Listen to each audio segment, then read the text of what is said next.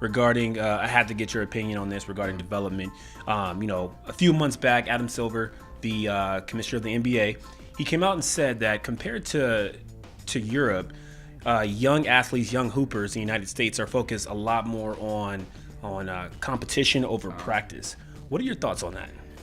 Well, it was not. I got to meet him at the draft with Jared, and he was a good guy, and we actually had a very, very brief conversation about this. And I think Kobe Bryant explains it great too. The late Kobe Bryant talks about it, and once you get through some of the language that he uses, because he was pretty adamant about it, it's totally different. Like when you look at the European model, if I believe they play 2 games a week, so they can play on like a Saturday, Sunday, that's it. Yeah. Those other 5 days, it's all practice. Yes. And so it's, skill work, they're learning how to practice, learning how to play without the ball, they're learning to do all that kind of stuff.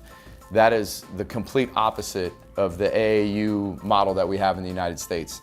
And I think that's why, when you see the Olympics and stuff, we have the way more talented players. We have the way better athletes and all this stuff. But the rest of the world is able to play with us because they play a better game as far as like being able to do all that kind of stuff. Yes. And I think that's why they've closed the gap. And so Kobe has, if you YouTube it, he has a lot of stuff that he talks about on it. And I think he's right. I think if we spent more time on the skill and development, the learning how to play and stuff like that, like basic fundamental stuff, like we don't know how to do. Yeah. And you'll see it with the guys that come in. Basic fundamental stuff.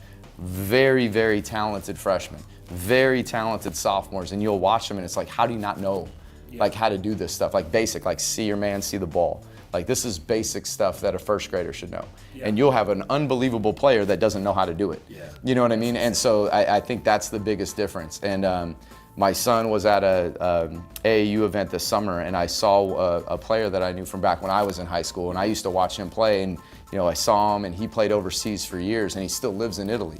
And so his son was out here to play against some stuff, and he talked about it. So he coaches one of the national teams back in Italy still, and he's like, they play 1 game, maybe 2 a week. Wow. And you look at the model of the United States, they're playing. These guys are playing hundreds of games during the summer, and I've totally changed how we do our summer stuff because of how many games these guys play. Yeah. If we could, I don't know how you would even go about trying to regulate that, but I think the European model is showing to be way more successful, or the overseas model, than kind of what we're doing. Yeah. And that's why you see, look at the first round this year of the NBA draft. How many of those guys, in the top 10, were European-born players? Yeah. Was it 4 or 5? Yeah. That's crazy. And I think, they know how to play. I think they know. I'm not saying they're better, but I think they know how to play the game better. Play the game. If that makes sense. For sure. Yeah.